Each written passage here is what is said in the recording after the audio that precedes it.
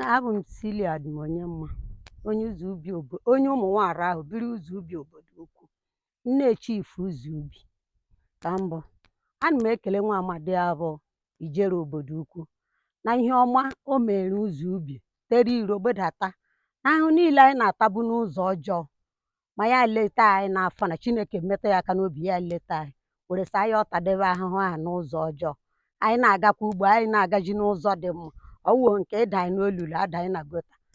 Anyị na-ekele ya sị ka Chineke pụrụ ime ihe niile gọzie ya ma tụkwasara ya ngọzi n'elu ngọzi, ka ọ na-eje eje na-abata abata.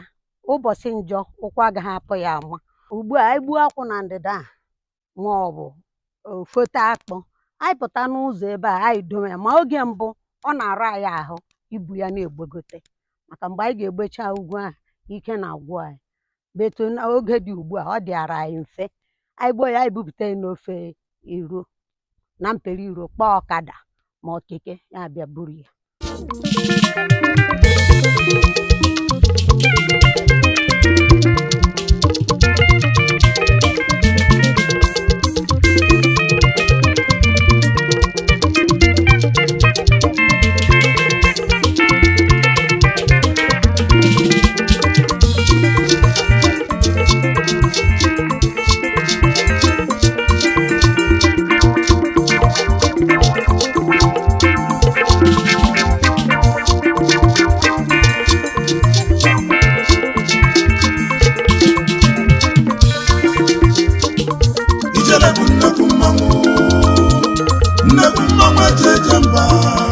Chief Doctor Onyekumugo, adịresị ndị obodo ukwu, Ijele dị ọha mma, federal gọọmenti ndị obodo ukwu, o mepụrụ Chukwu, o ji kenye eme n'obodo ukwu.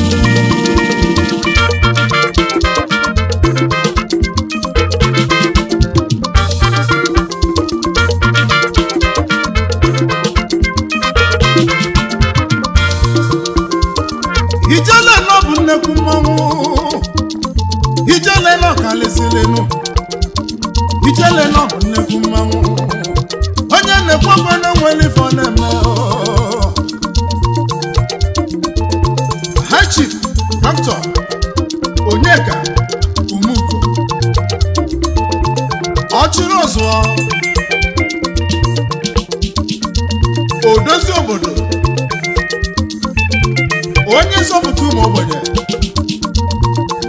o jide onye nwanne ya,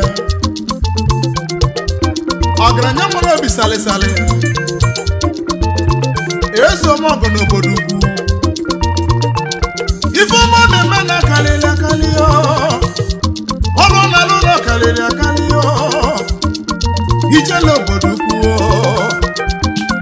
anyị si gị jisi ike, ife na-eme nọdụrụ anya omeka obodo fụrụ ka anyị na-ebunu agụmanda na-eso n'akwụkwọ afọ akalịlị, agụmanda ọrụ alụlụ ụlọ, ọ bụzi ndị ọkpọpụrụ obodo oyibo, ọ bụzi ndị ọ na-enye nri. Ịbatazie n'obodo ukwu, obodo ukwu dịziga London, ụzọ niile n'ọnụ sigonya, street light ebe niile, ọkụ na-enwu n'elu na-enwu naanị, obodo ukwu adịghị mma. Ọ bụ onye mesịrị nye, ọ bụ Ijele obodo